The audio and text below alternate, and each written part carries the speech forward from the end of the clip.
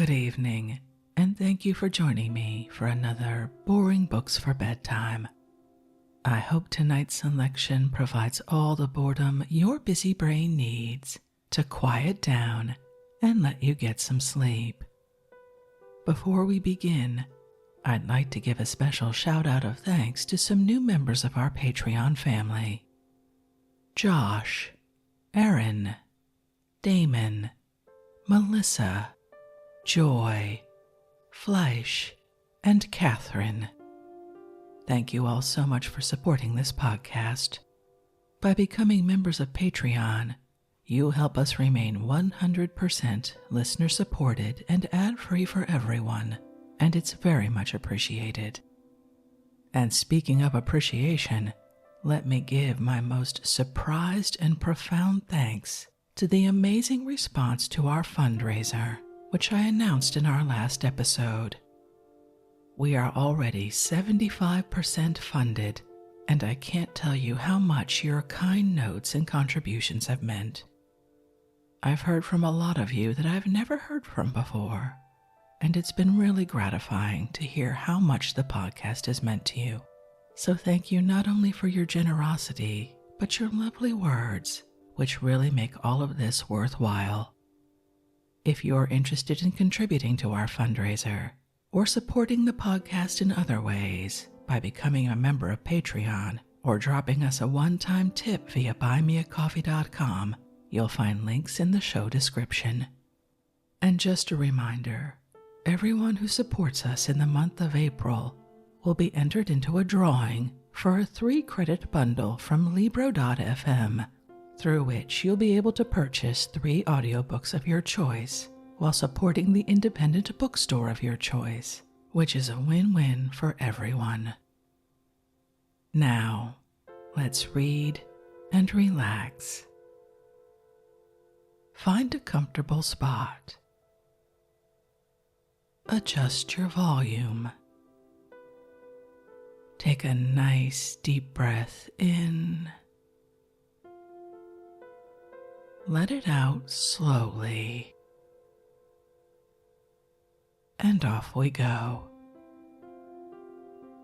Tonight, on this tax day for Americans, let's continue with one of the foundational texts of capitalism, an inquiry into the nature and causes of the wealth of nations, by Adam Smith, first published in 1776.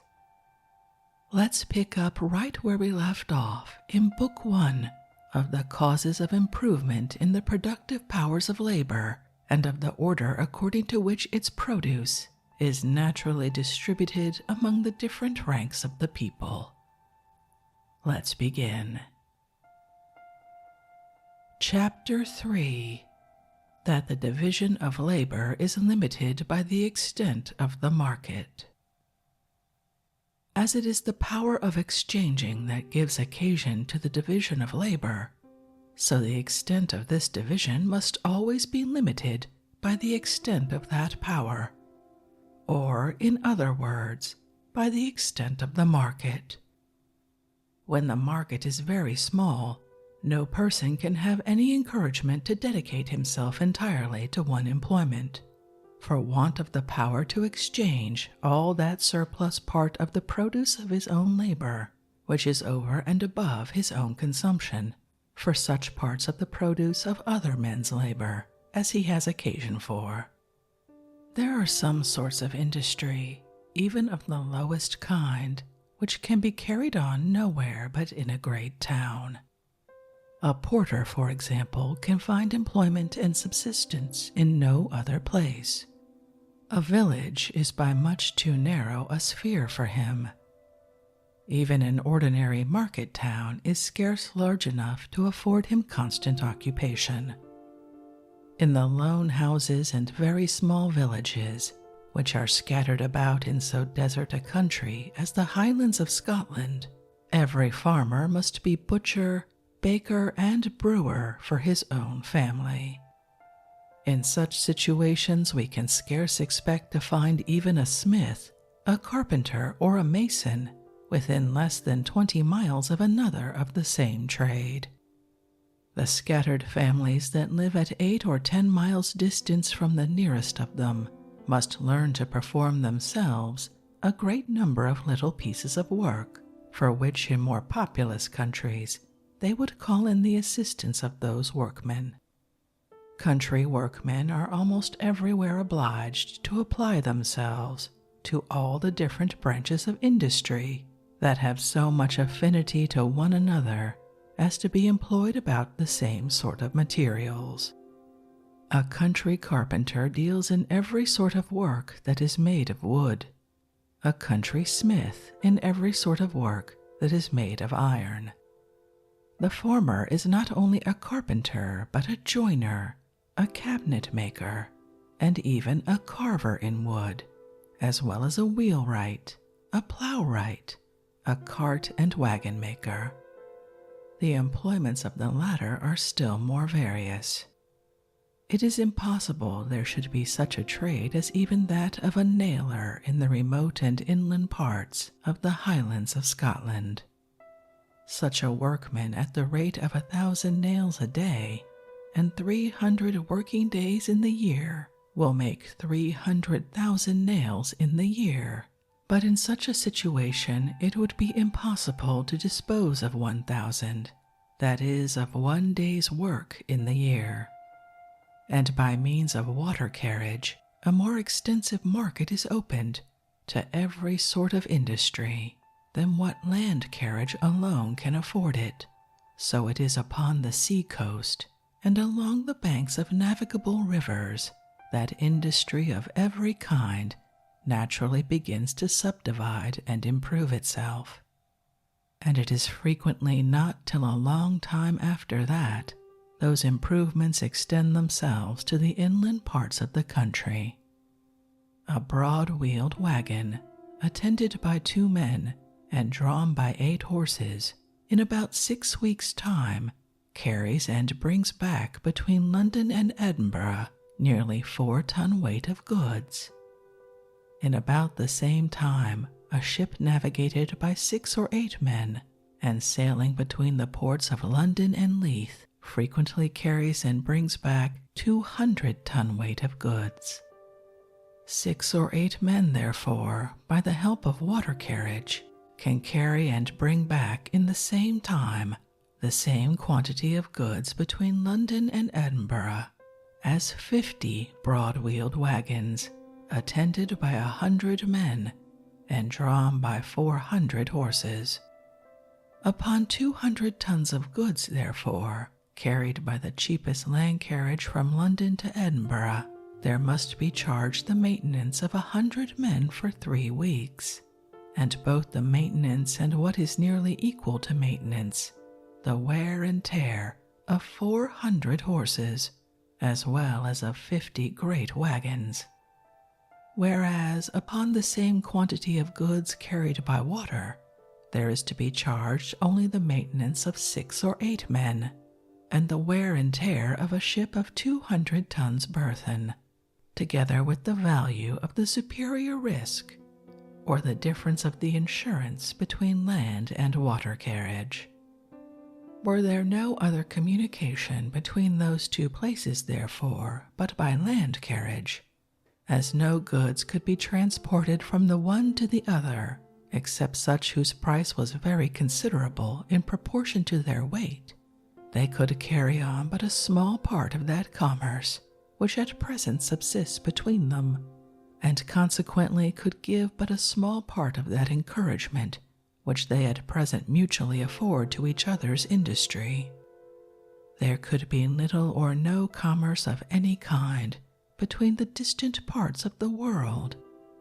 What goods could bear the expense of land carriage between London and Calcutta? Or if there were any so precious as to be able to support this expense, with what safety could they be transported through the territories of so many barbarous nations? Those 2 cities, however, at present carry on a very considerable commerce with each other, and by mutually affording a market, give a good deal of encouragement to each other's industry.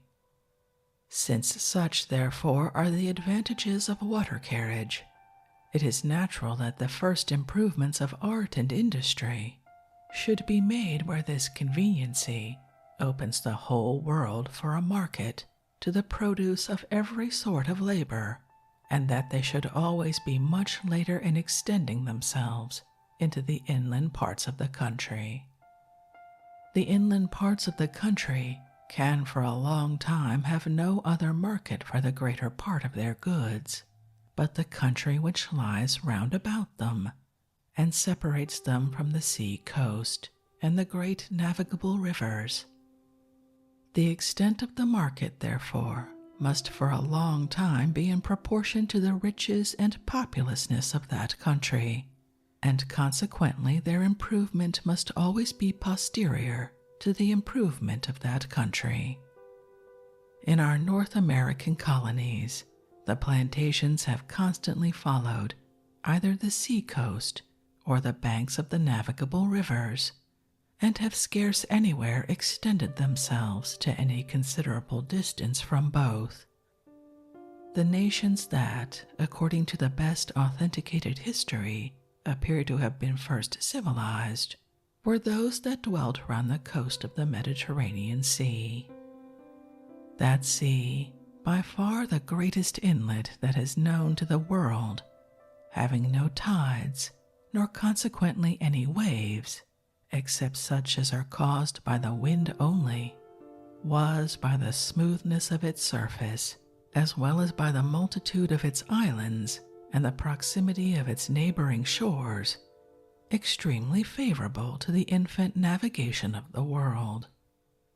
When, from their ignorance of the compass, men were afraid to quit the view of the coast, and from the imperfection of the art of shipbuilding to abandon themselves to the boisterous ways of the ocean, to pass beyond the Pillars of Hercules, that is, to sail out of the Straits of Gibraltar, was in the ancient world long considered as a most wonderful and dangerous exploit of navigation. It was late before even the Phoenicians and Carthaginians, the most skillful navigators and shipbuilders of those old times, attempted it, and they were for a long time the only nations that did attempt it. Of all the countries on the coast of the Mediterranean Sea, Egypt seems to have been the first in which either agriculture or manufactures were cultivated and improved to any considerable degree. Upper Egypt extends itself nowhere above a few miles from the Nile, and in Lower Egypt, that great river breaks itself into many different canals, which, with the assistance of a little art, seems to have afforded a communication by water carriage, not only between all the great towns, but between all the considerable villages, and even to many farmhouses in the country, nearly in the same manner as the Rhine and the Maas do in Holland at present. The extent and easiness of this inland navigation was probably one of the principal causes of the early improvement of Egypt. The improvements in agriculture and manufactures seem likewise to have been of very great antiquity in the provinces of Bengal, in the East Indies, and in some of the eastern provinces of China, though the great extent of this antiquity is not authenticated by any histories of whose authority we, in this part of the world, are well assured. In Bengal, the Ganges and several other great rivers form a great number of navigable canals in the same manner as the Nile does in Egypt. In the eastern provinces of China, too, several great rivers form by their different branches a multitude of canals, and by communicating with one another afford an inland navigation much more extensive than that either of the Nile or the Ganges, or perhaps than both of them put together. It is remarkable that neither the ancient Egyptians, nor the Indians, nor the Chinese, encouraged foreign commerce, but seem all to have derived their great opulence from this inland navigation. All the inland parts of Africa, and all that part of Asia which lies any considerable way north of the Euxine and Caspian seas, the ancient Scythia, the modern Tartary and Siberia, seem in all ages of the world to have been in the same barbarous and uncivilized state in which we find them at present. The Sea of Tartary is the frozen ocean which admits of no navigation, and though some of the greatest rivers in the world run through that country, they are at too great a distance from one another to carry commerce and communication through the greater part of it. There are in Africa none of those great inlets, such as the Baltic and Adriatic seas in Europe, the Mediterranean and Euxine seas in both Europe and Asia, and the Gulfs of Arabia, Persia, India, Bengal, and Siam in Asia, to carry maritime commerce into the interior parts of that great continent. And the great rivers of Africa are at too great a distance from one another to give occasion to any considerable inland navigation. The commerce, besides, which any nation can carry on by means of a river which does not break itself into any great number of branches or canals, and which runs into another territory before it reaches the sea, can never be very considerable, because it is always in the power of the nations who possess that other territory to obstruct the communication between the upper country and the sea. The navigation of the Danube is of very little use to the different states of Bavaria, Austria, and Hungary, in comparison of what it would be if any of them possessed the whole of its course till it falls into the Black Sea. Chapter 4 of the Origin and Use of Money. When the division of labor has been once thoroughly established, it is but a very small part of a man's wants which the produce of his own labor can supply. He supplies the far greater part of them by exchanging that surplus part of the produce of his own labor, which is over and above his own consumption, for such parts of the produce of other men's labor as he has occasion for. Every man thus lives by exchanging, or becomes in some measure a merchant, and the society itself grows to be what is properly a commercial society.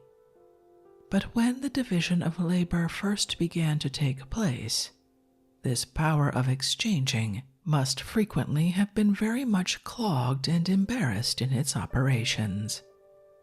One man, we shall suppose, has more of a certain commodity than he himself has occasion for, while another has less. The former, consequently, would be glad to dispose of, and the latter to purchase, a part of this superfluity. But if this latter should chance to have nothing that the former stands in need of, no exchange can be made between them. The butcher has more meat in his shop than he himself can consume, and the brewer and the baker would each of them be willing to purchase a part of it, but they have nothing to offer in exchange, except the different productions of their respective trades, and the butcher is already provided with all the beer and bread which he has immediate occasion for. No exchange can in this case be made between them. He cannot be their merchant, nor they his customers, and they are all of them thus mutually less serviceable to one another. In order to avoid the inconveniency of such situations, every prudent man in every period of society, after the first establishment of the division of labor, must naturally have endeavored to manage his affairs in such a manner as to have at all times by him, besides the peculiar produce of his own industry, a certain quantity of some one commodity or other, such as he imagined, few people would be likely to refuse in exchange for the produce of their industry. Many different commodities, it is probable, were successively both thought of and employed for this purpose. In the rude ages of society, cattle are said to have been the common instrument of commerce, and though they must have been a most inconvenient one, yet in old times we find things were frequently valued according to the number of cattle which had been given in exchange for them. The armor of Diomedes, says Homer, cost only 9 oxen, but that of Glaucus cost 100 oxen. Salt is said to have been the common instrument of commerce and exchanges in Abyssinia, a species of shells in some parts of the coast of India, dried cod in Newfoundland, tobacco in Virginia, sugar in some of our West India colonies, hides or dressed leather in some other countries, and there is at this day a village in Scotland where it is not uncommon, I am told, for a workman to carry nails instead of money to the baker's shop or the alehouse. In all countries, however, men seem at last to have been determined by irresistible reasons to give the preference to metals above every other commodity. Metals cannot only be kept with as little loss as any other commodity, scarce anything being less perishable than they are, but they can likewise, without any loss, be divided into any number of parts, as by fusion those parts can easily be reunited again, a quality which no other equally durable commodities possess, and which more than any other quality renders them fit to be the instruments of commerce and circulation. The man who wanted to buy salt, for example, and had nothing but cattle to give in exchange for it, must have been obliged to buy salt to the value of a whole ox or a whole sheep at a time. He could seldom buy less than this, because what he has to give for it could seldom be divided without loss, and if he had a mind to buy more, he must, for the same reasons, have been obliged to buy double or triple the quantity, the value to wit of 2 or 3 oxen, or of 2 or 3 sheep. If, on the contrary, instead of sheep or oxen, he had metals to give in exchange for it, he could easily proportion the quantity of the metal to the precise quantity of the commodity which he had immediate occasion for. Different metals have been made use of by different nations for this purpose. Iron was the common instrument of commerce among the ancient Spartans, copper among the ancient Romans, and gold and silver among all rich and commercial nations. Those metals seem originally to have been made use of for this purpose in rude bars without any stamp or coinage. Thus we are told by Pliny, upon the authority of Timaeus, an ancient historian, that till the time of Servius Tullius the Romans had no coined money, but made use of unstamped bars of copper to purchase whatever they had occasion for. These rude bars, therefore, performed at this time the function of money. The use of metals in this rude state was attended with 2 very considerable inconveniences. First, with the trouble of weighing, and secondly, with that of assaying them. In the precious metals, where a small difference in the quantity makes a great difference in the value, even the business of weighing with proper exactness requires at least very accurate weights and scales. The weighing of gold, in particular, is an operation of some nicety in the coarser metals. Indeed, where a small error would be of little consequence, less accuracy would, no doubt, be necessary. Yet we should find it excessively troublesome if every time a poor man had occasion either to buy or sell a farthing's worth of goods, he was obliged to weigh the farthing. The operation of assaying is still more difficult, still more tedious, and unless a part of the metal is fairly melted in the crucible with proper dissolvents, any conclusion that can be drawn from it is extremely uncertain. Before the institution of coined money, however, unless they went through this tedious and difficult operation, people must always have been liable to the grossest frauds and impositions, and instead of a pound weight of pure silver or pure copper, might receive in exchange for their goods an adulterated composition of the coarsest and cheapest materials, which had, however, in their outward appearance, been made to resemble those metals. To prevent such abuses, to facilitate exchanges, and thereby to encourage all sorts of industry and commerce, it has been found necessary in all countries that have made any considerable advances towards improvement to affix a public stamp upon certain quantities of such particular metals as were in those countries commonly made use of to purchase goods.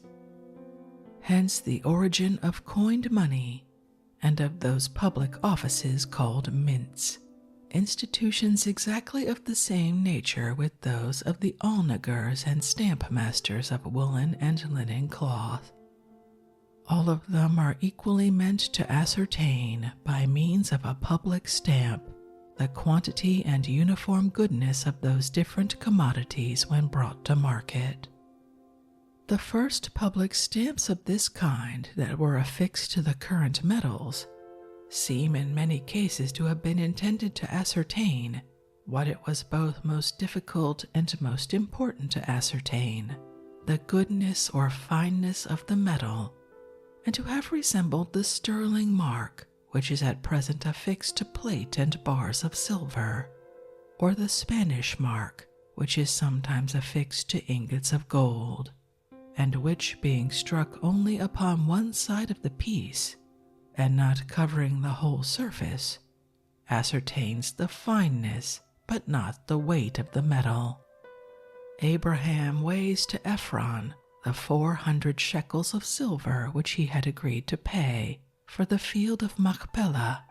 They are said, however, to be the current money of the merchant, and yet are received by weight and not by tale, in the same manner as ingots of gold and bars of silver are at present.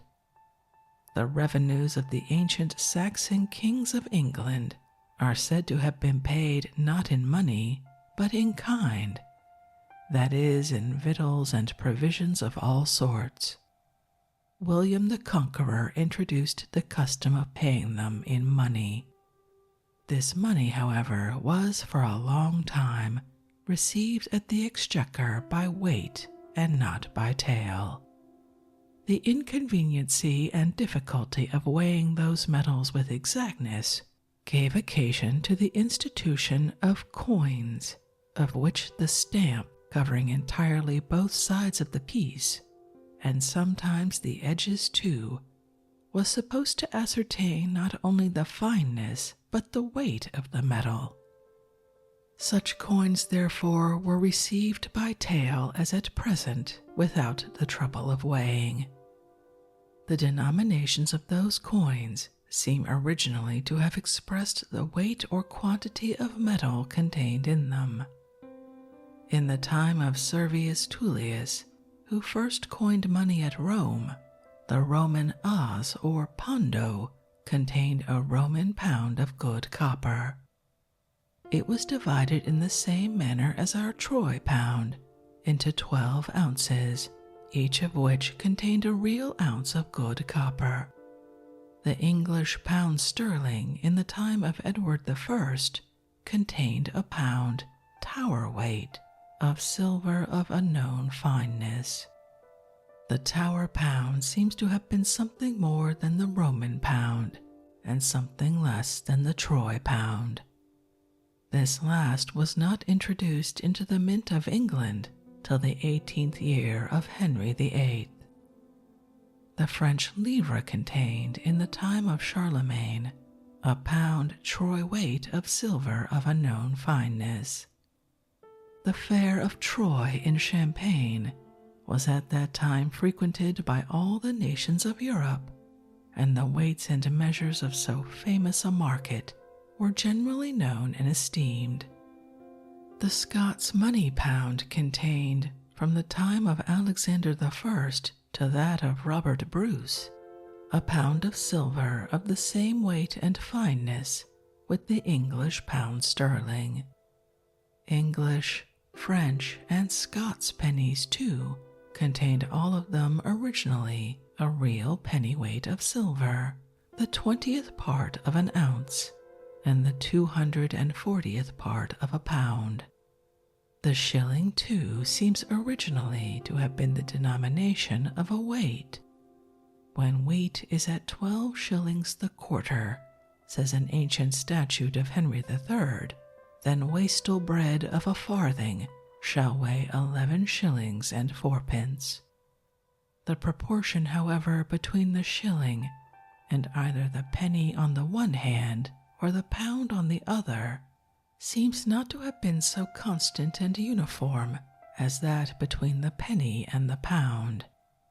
During the first race of the kings of France, the French sou or shilling appears upon different occasions to have contained 5, 12, 20, and 40 pennies.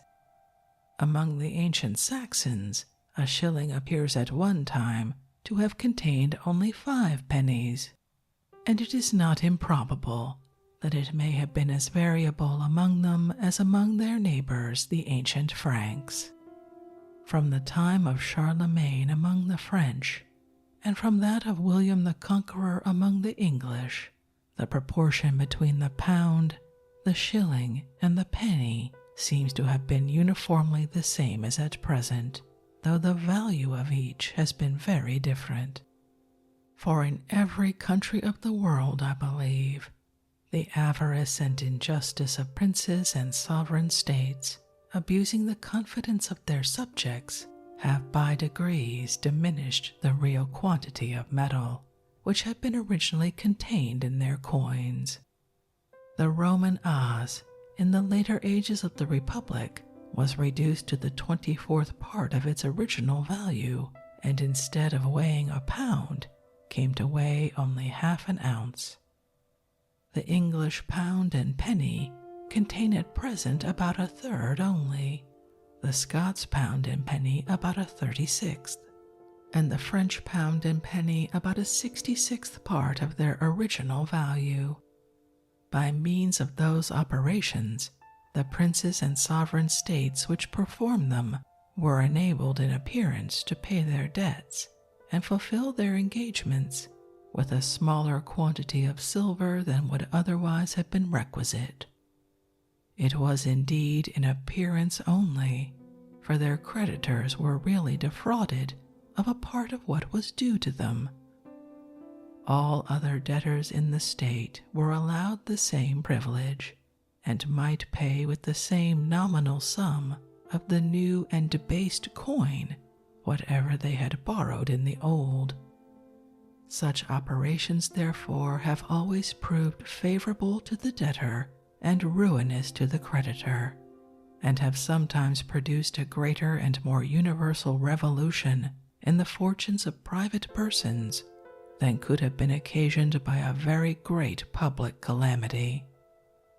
It is in this manner that money has become, in all civilized nations, the universal instrument of commerce, by the intervention of which goods of all kinds are bought and sold or exchanged for one another.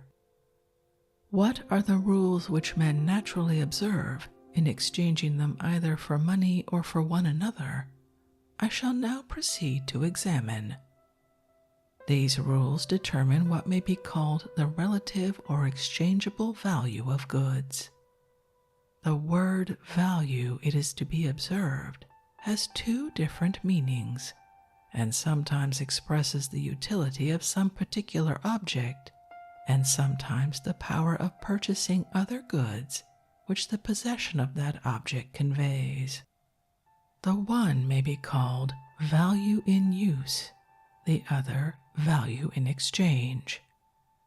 The things which have the greatest value in use have frequently little or no value in exchange, and on the contrary, those which have the greatest value in exchange have frequently little or no value in use. Nothing is more useful than water, but it will purchase scarce anything. Scarce anything can be had in exchange for it. A diamond, on the contrary, has scarce any value in use, but a very great quantity of other goods may frequently be had in exchange for it.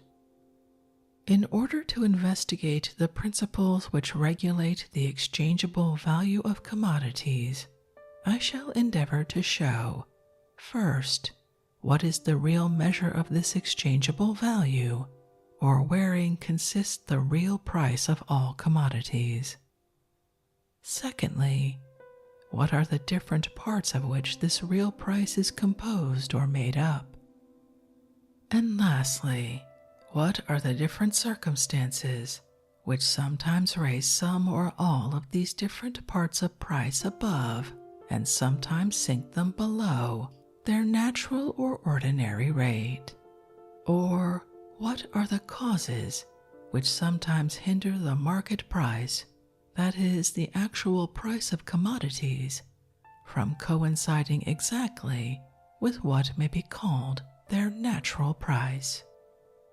I shall endeavor to explain as fully and distinctly as I can those three subjects in the 3 following chapters, for which I must very earnestly entreat both the patience and attention of the reader.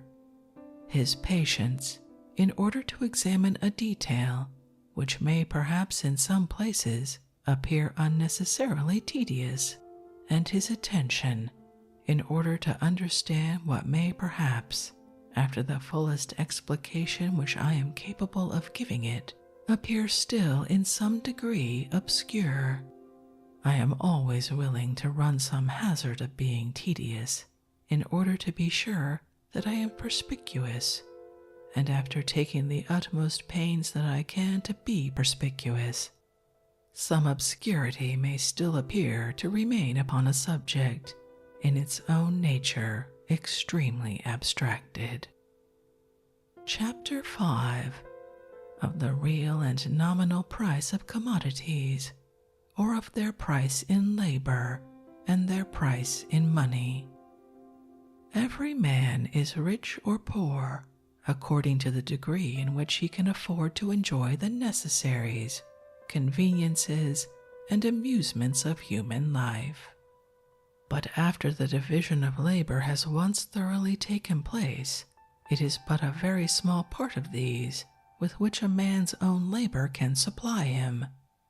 The far greater part of them he must derive from the labor of other people, and he must be rich or poor according to the quantity of that labor which he can command, or which he can afford to purchase. The value of any commodity, therefore, to the person who possesses it, and who means not to use or consume it himself, but to exchange it for other commodities, is equal to the quantity of labor which it enables him to purchase or command. Labor, therefore, is the real measure of the exchangeable value of all commodities, the real price of everything, what everything really costs to the man who wants to acquire it, is the toil and trouble of acquiring it. What everything is really worth to the man who has acquired it and who wants to dispose of it, or exchange it for something else, is the toil and trouble which it can save to himself, and which it can impose upon other people. What is bought with money or with goods is purchased by labor, as much as what we acquire by the toil of our own body. that money or those goods indeed save us this toil. They contain the value of a certain quantity of labor, which we exchange for what is supposed at the time to contain the value of an equal quantity. Labor was the first price, the original purchase money that was paid for all things. It was not by gold or by silver, but by labor, that all the wealth of the world was originally purchased, and its value to those who possess it and who want to exchange it for some new productions is precisely equal to the quantity of labor which it can enable them to purchase or command. Wealth, as Mr. Hobbes says, is power. But the person who either acquires or succeeds to a great fortune does not necessarily acquire or succeed to any political power, either civil or military. His fortune may perhaps afford him the means of acquiring both, but the mere possession of that fortune does not necessarily convey to him either. The power which that possession immediately and directly conveys to him is the power of purchasing a certain command over all the labor, or over all the produce of labor which is then in the market. His fortune is greater or less, precisely in proportion to the extent of this power, or to the quantity either of other men's labor, or, what is the same thing, of the produce of other men's labor, which it enables him to purchase or command. The exchangeable value of everything must always be precisely equal to the extent of this power which it conveys to its owner. But though labor be the real measure of the exchangeable value of all commodities, it is not that by which their value is commonly estimated.